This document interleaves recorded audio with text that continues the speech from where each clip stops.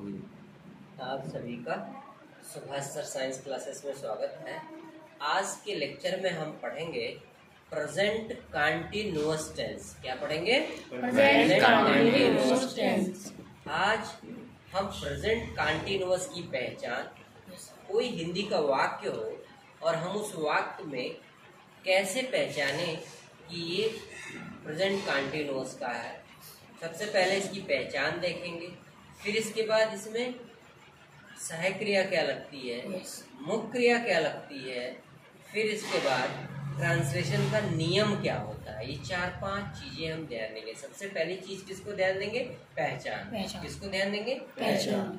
यहाँ देखो, सबसे पहली चीज है हमारी पहचान।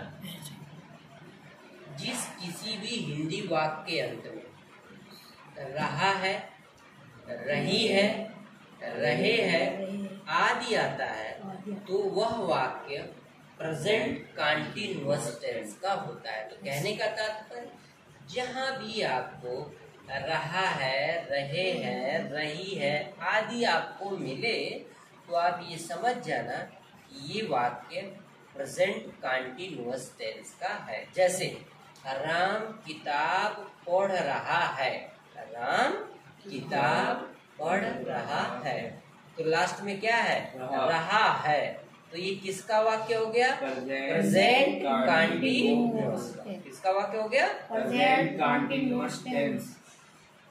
तुम किताब पढ़ रहे या तुम मैच खेल रहे हो, ऐसा सेंटेंस लिखा हो तो सबसे पहले पहचान करनी पड़ती है ये किस टेंस का वाक्य है। तो रहे, रहा, रही लगा हो तो वह वाक्य प्रेजेंट कंटीन्यूअस टेंस का होता है।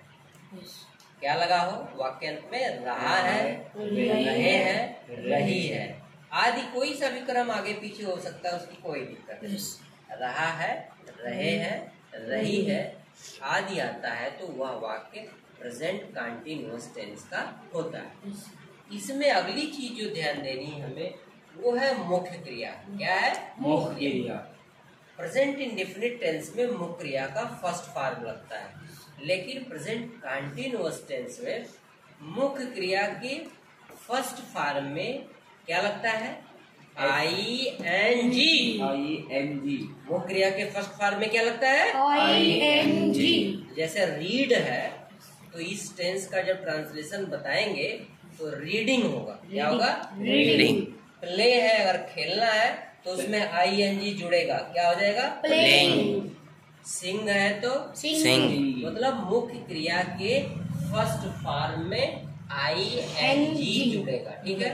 अब आइए सहायक क्रिया पर, हेल्पिंग वर्ब पर। इसमें हेल्पिंग वर्ब 3 लगती है। Is, am, are. Is, am, are. कौन कौन सी लगती है? Is, am, are. इज एक वचन सिंगुलर नंबर कर्ता के साथ, किसके साथ लगती है? सिंगुलर नंबर, मतलब जब कर्ता एक वचन का हो तो सहायक क्रिया क्या लगती है? इज। क्या लगती है? इज। और एम किसके साथ लगता है? केवल आई के साथ। अगर आई मतलब मैं की अंग्रेजी क्या होती है? आई कर्ता के साथ, मैं कर्ता के साथ केवल और केवल एम लगता है। क्या लगता है? एम लगता है। तो एक वचन कर्ता हो गया, आई हो गया। अब आई को छोड़कर जितने भी बहुवचन कर्ता होंगे उनके साथ कौन सी सहायक क्रिया लगेगी? आर। तो इज एक वचन कर्ता के साथ, एम आई के साथ और आर आई को छोड़कर जितने भी सारे बहुवचन करता है उन सबके साथ आर सहायक क्रिया लगेगी। अब बहुत छोटी सी चीज, इसमें हम सेंटेंस 3 प्रकार का सेंटेंस होता है। साधारण वाक्य जिसे अफर्मेटिव कहते हैं, नकारात्मक वाक्य जिसे हम निगेटिव कहते हैं, और तीसरा है प्रश्नवाचक वाक्य जिसे हम इंट्रोगेटिव कहते हैं। क्या कहते हैं? Interrogative. Affirmative sentence, negative sentence और इंट्रोगेटिव सेंटेंस। हिंदी में इसे साधारण वाक्य, नकारात्मक वाक्य और प्रश्नवाचक वाक्य। अब इन तीनों का नियम देखो, नियम वही है। इस नियम को ध्यान देंगे तो 12 के 12 टेंसों का नियम एक जैसा। हाँ, पहला देखो अफर्मेटिव सेंटेंस में। अफर्मेटिव सेंटेंस में सबसे पहले हम किसकी अंग्रेजी लिखते हैं? कर्ता। फिर उसके बाद क्या लिखते हैं? सहायक क्रिया। फिर उसके बाद क्या लिखते हैं? नोट। एक मिनट, यहाँ सॉरी हम निगेटिव पे चले गए, हमें देना अफर्मेटिव पे। अफर्मेटिव में देखो साधारण वाक्य में सबसे पहले किसकी अंग्रेजी लिखते हैं? कर्ता। कर्ता के बाद सहायक क्रिया। सहायक के बाद मुक्रिया। मुक्रिया के बाद कर्म। अच्छा, मुक्रिया कैसी लगेगी? मुक्रिया के फर्स्ट फॉर्म में क्या लगेगा? ING.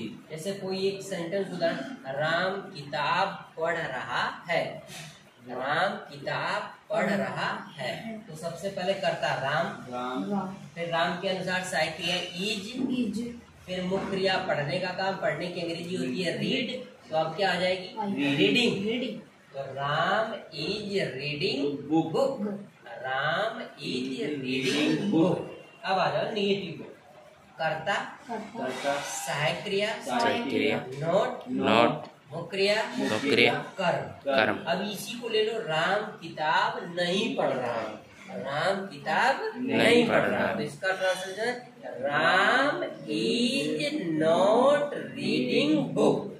Ram is not reading book. समझ में आ गई? कर्ता और मुख्य क्रिया के बीच में क्या जुड़ा? देखो यहाँ कर्ता था, मुख्य क्रिया था, सहायक क्रिया था, मुख्य। सहायक क्रिया और मुख्य क्रिया के बीच में सिर्फ क्या बढ़ जाएगा? नॉट। समझ में आ गई? अब आ जाओ प्रश्नवाचक वाक्य। प्रश्नवाचक वाक्य दो तरह का होता है। कोई वाक्य ऐसा होता है जिसमें शुरुआत क्या से होती है? किससे होती है? क्या से। जब किसी भी वाक्य की शुरुआत क्या प्रश्नवाचक शब्द से होती है, तो उसका ट्रांसलेशन करते समय हम प्रश्नवाचक शब्द की अंग्रेजी नहीं लिखते, सबसे पहले कर्ता के अनुसार सहायक क्रिया से शुरू करते हैं। तो ये है क्रम आपका, सहायक क्रिया, कर्ता, नोट, मुख्य क्रिया, कर्म। अब इसी को ले लो, क्या राम किताब नहीं पढ़ रहा है? क्या राम किताब नहीं पढ़ रहा है? तो सबसे पहले सहायक क्रिया आएगी। तो राम एक वचन करता है, तो एक वचन करता के साथ सहायक क्रिया इज आएगी। तो इसका ट्रांसलेशन है is Ram not reading book. यह रहता क्या राम किताब पढ़ रहा है, तो नोट हटा देते हैं, इज राम रीडिंग बुक। अब दूसरे तरह का जो प्रश्नवाचक वाक्य होता है, वो ऐसा वाक्य होता है जिसके बीच में प्रश्नवाचक शब्द आता है। मतलब ऐसे वाक्य जिनमें प्रश्नवाचक शब्द वाक्य बीच में आते हैं। तो देखो क्रम यही रहेगा, ठीक है, लेकिन उससे पहले हम सबसे पहले क्या लिख देते हैं? प्रश्नवाचक शब्द की अंग्रेजी। क्या लिख देते हैं? प्रश्नवाचक शब्द की अंग्रेजी। तो अब क्रम बन जाएगा प्रश्नवाचक शब्द की अंग्रेजी सबसे पहले, फिर उसके बाद सेम टू सेम ये सहायक क्रिया, कर्ता, नोट, मुख्य क्रिया, कर्म। अब इसी को राम किताब क्यों पढ़, राम किताब क्यों नहीं पढ़ रहा? राम किताब क्यों नहीं पढ़ रहा है? तो इसका ट्रांसलेशन क्यों की अंग्रेजी सबसे पहले आ जाएगी, why is Ram not reading book. कहने का मतलब ये जो नियम है, जो क्रम है ना, कर्ता, मुख्य क्रिया, सहायक क्रिया, कर्म, इन सब का क्रम लगभग सभी 12 टेंसों में समान है। एक बार आप इस नियम को ध्यान ले ले, तो कर्ता बदलेगा, कर्ता की अंग्रेजी बदल दो, क्रिया बदलेगा, क्रिया की अंग्रेजी बदल दो, कर्म बदलेगा, कर्म की अंग्रेजी बदल दो, लेकिन क्रम यही चलेगा। तो बात समझ में आ गई? आज हमने आपको प्रेजेंट कंटीन्यूअस टेंस का पहचान, सहायक क्रिया, मुख्य क्रिया किस रूप में लगती है, फर्स्ट फॉर्म में आईएनजी लगती है, और ट्रांसलेशन के नियम करना है। ठीक है, तो आज के लेक्चर में सिर्फ इतना ही।